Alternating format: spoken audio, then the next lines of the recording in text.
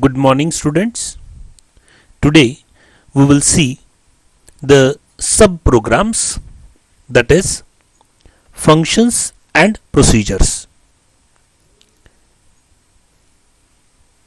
Functions and procedures, these are the subprograms, and the use of subprogram is to reuse the code. These are sequential code like processes. As we have seen the process statement, the subprograms are similar to the sequential codes which we have already seen the processes. All statements which you have used inside process are allowed in subprograms, that is function and procedure also, and intended for library allocation, can be used in program, and the purpose of this is to code reuse and sharing.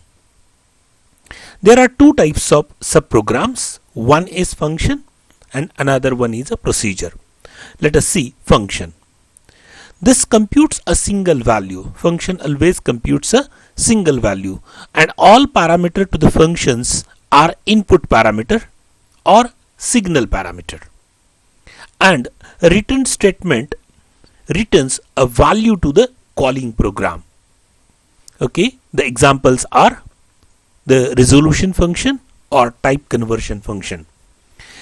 Here one thing you clearly see that actually function gives you a single value as a return.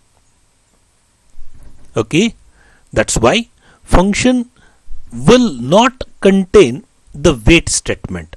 The wait statement will not be allowed in the function because it can't wait for more time. Means you have the guarantee that function will be executed within a specified time. Function will be executed within a specified time. Here also you can see that you will have a different types of function also, not types, but you can say that you can differentiate the function. If you see that, suppose that I am calling a function of, let us say, type conversion, you can say that std logic to the integer. Whenever I will give the input as an std logic, it will return me the integer type. It will return me the integer type. Means suppose that if I give the input as 3 ones, it will return me 7. 3 complete one. If I give 0 1 1, it will return me 3. If I give 1 0 1, then the function will return me as a 5. See, every time whatever my input arguments are over there, depending upon that, always it will give me the same value. Same value means I don't want to say same in the respect of, let us say, 3, 7 or 5, not like that. I want to say that when your input arguments are same, the return value is always same.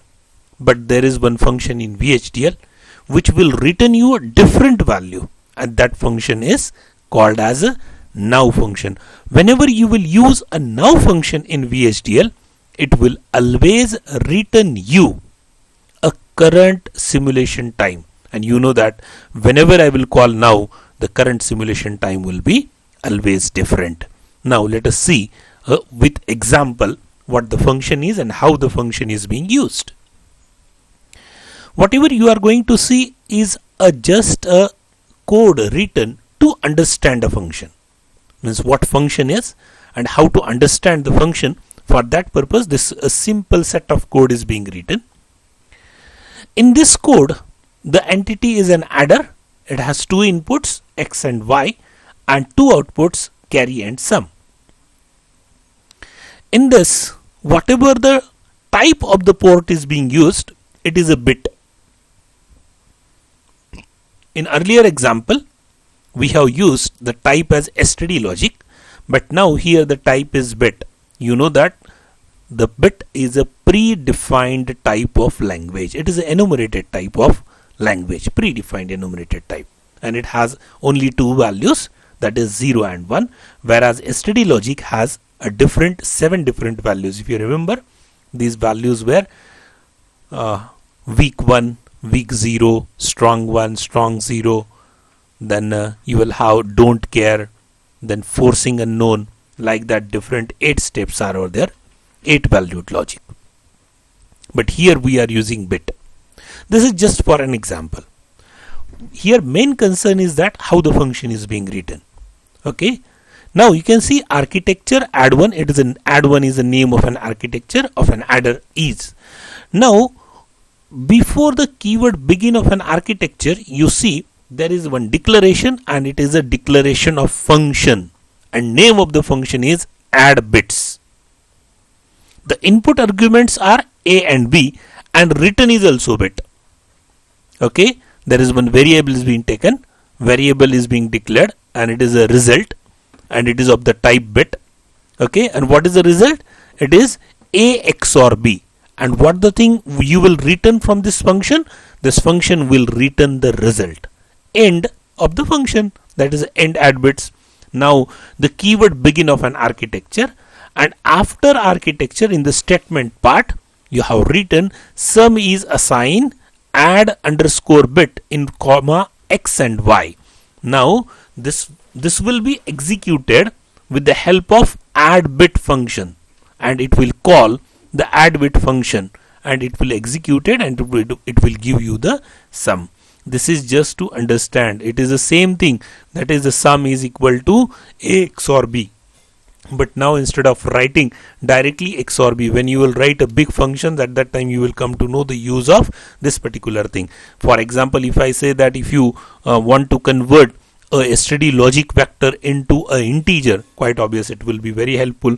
If you want to convert integer into std logic, it will be again useful. You just use a function convert integer like that, and it will convert into an integer. Okay, this will be a one example of function.